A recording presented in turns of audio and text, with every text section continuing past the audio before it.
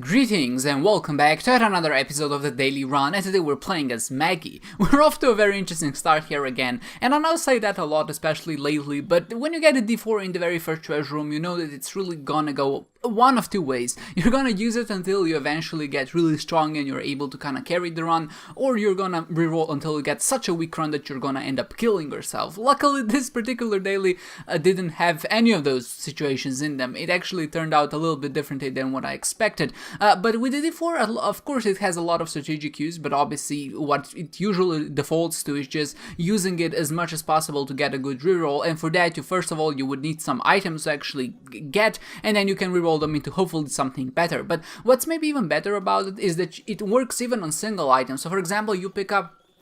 any of the breakfast items, like in this case I got the milk, and if I decide to re-roll it, I would still keep my HP up, but I would actually have another item in my inventory, so it can actually work or structure as an item that actually has multiple effects associated with them. So that means you're only suffering from one damage penalty, one item penalty, but you actually have more items, or at least that's how I think it works. Don't take this as gospel, and it's unlikely to make any meaningful difference in the actual run, but I feel like that's how it works all in all, and it's a very interesting concept because that actually encourages you to use the item as much as possible. Of course, I did pronounce the idea, or at least propose the idea, that there should be some limit to it, so maybe you can only use it like 3 times, and maybe then it turns into a different dice roll, whatever, and I think that would be a cool concept. But then again, we have the D Infinity already, which kind of functions like that, and just on the base, I really like the function of D Infinity a little bit more than of the any other reroll items, even though it's a newcomer to the game because it was added in Afterbirth Plus, but it's one of those things which I feel like really just, it is in the game and it has a good place to be in the game. Obviously having a random reroll effect is very useful, but just in the terms of the daily, of course,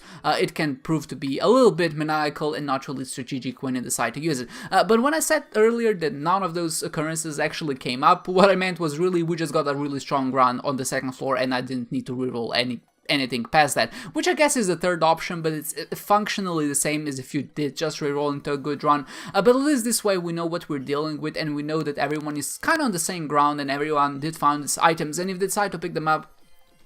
we're all obviously on the same level playing field, and now we can compete in the terms of how well can we use these items to their greatest advantage, as opposed to who gets luckier with their reroll first and manages not to take too much damage. One thing with the d4 I would like to mention is just how different rerolls can actually impact the different items that you get. So for example, if you're the kind of person who maybe just really goes all out and just buys every single item in hopes of maybe getting a good reroll, that's you would have something like 10 items in total when you decide to make that reroll and use the d4, but maybe someone else has decided to only take 8 items in total, and that's the item difference can actually have a very big implication. So for example, let's say that in one of those 10 items, one of those 2 items that you didn't get rerolled, there was something like Libra, and maybe in the other of the 8 items there's soy milk, and obviously both of these items are really bad on their own, and if you only have 8 items, you're either gonna have one or the other, but if you did pick up all of the 10 items, what's gonna end up happening is you're gonna have both of them together, and obviously soy milk and Libra just make you really, really powerful and really strong, and you're gonna be in a much better position. So it's just another level of variance, which I feel like people really don't think about sometimes just because of how the item works, but it is present and it is there, and it's very important to realize that aside from that first aspect which makes it very uncompetitive, it's also pretty bad in the sense that it does produce some unexpected results due to variance and just how item generation works in Isaac. But okay, enough about the d4. We have achieved the new plot 2, I guess, of Isaac in this particular case, because we found the Mom's Knife, and with Mom's Knife we're left off in a much better position than we were before. But obviously Mom's Knife has its negatives, and this is something that maybe I haven't touched upon in my previous videos. When I did have the Mom's Knife, I usually say that it's just a really good item.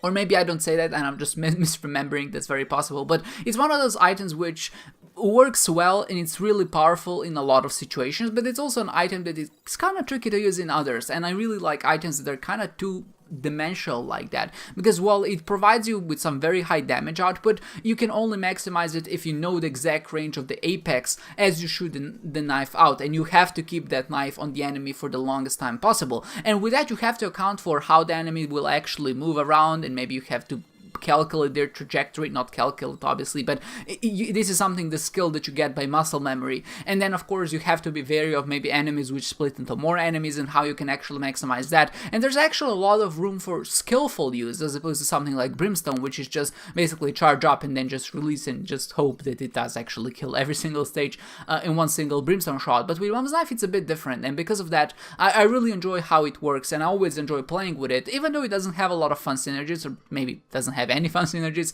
Just the item in itself is fun enough for me to use that I think it's a lot more skillful than people give it credit for, even though I think it's deemed one of the most boring items in the game. And I don't really get that, because I feel like there's many more items which are more boring. But I think a lot of items in Isaac, even if they don't have any significant synergies or skill,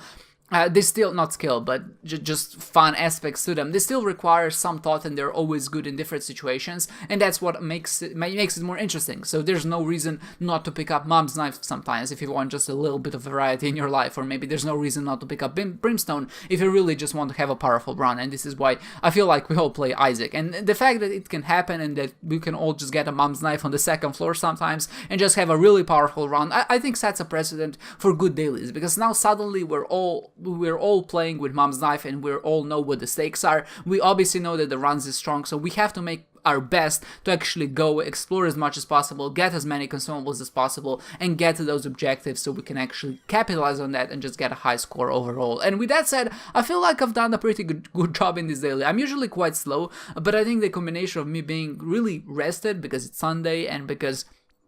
everything just kind of was going correctly in this particular case, the items just kind of smiled upon me. I feel like I was a little bit blessed.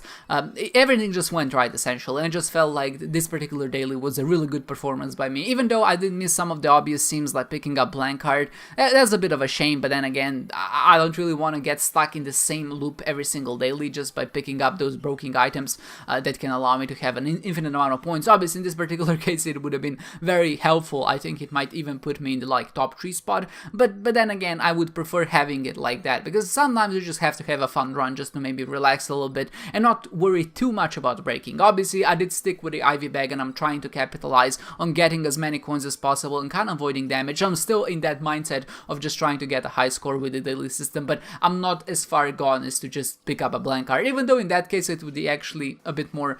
not useful, but a bit easier to use it, just because it's much easier to break with the blank card than it is with the Ivy bag. But I feel like just because the Ivy bag is a much more involved item, you have to actually actively think on when you're going to use it, so you can maybe save your health to use it with a negative, and then the negative deals damage to enemies in the room, or maybe you just want to use it to avoid damage, and for that reason you want to have multiple charges, or at least multiple health, so you can use it as much as possible. Or maybe in some cases you just want to use it when opportunity arises, just so you can get the maximum amount of coins, and then maybe have as much health as possible for that particular boss fight, because you're never sure if you can actually tackle it. For example, like something like Mega Satan obviously would want to have a little bit more of HP, and since I have 6 red heart containers, being at half of a red health would put me in a sort of a dangerous spot. Obviously I do have a lot of damage, so I'm not in that dangerous spot. I can pretty much one-shot every single phase of Mega Satan instantly, but let's say that if my damage was a little bit lower, I would definitely have to be wary and think of that, as that could prove to be quite cumbersome. But all in all, it was a good run. Obviously I can't complain too much. It was one of those standard runs where you just get a lot of good items, you get enough ways to get consumables, coins, obviously some ways to avoid damage, and in this case with the negative I was actually able to be quite efficient at clearing rooms, and I feel like that is what pushed me over the edge of both having a high exploration bonus and as well as giving me that time and actually me being fast enough to make it to boss rush and hush without losing too much time. And in this case you can see that it just keeps getting better because we have the Holy Mantle, and I just thought maybe I shouldn't pick it up, but then again it's only like 50 points for picking it up, and if it just saves me from 1 hit then it's already worth it. I think it saved me from 2 or 3 hits in total, which made it definitely worth it. I would have taken some damage on the Mega Satan fight in this exact instance if I didn't have the Holy Mantle, so having it obviously did help my case a little bit. Even if I did have the Ivy bag, I'm not the best at using it to avoid damage, so it's a good thing that I have some form of a backup, at least in that sense. I pick up the trophy and I end with a 53,000 points, which is very solid. I was 9th on the leaderboards, on the Greedbot leaderboards when I actually looked it up, and my overall run I feel like I played relatively fast, at least for me. Obviously my time score isn't going to indicate that, and I did explore most of the treasure rooms, the secret rooms, the second second secret rooms, even the shops, and my damage penalty actually isn't too terrible. I think the only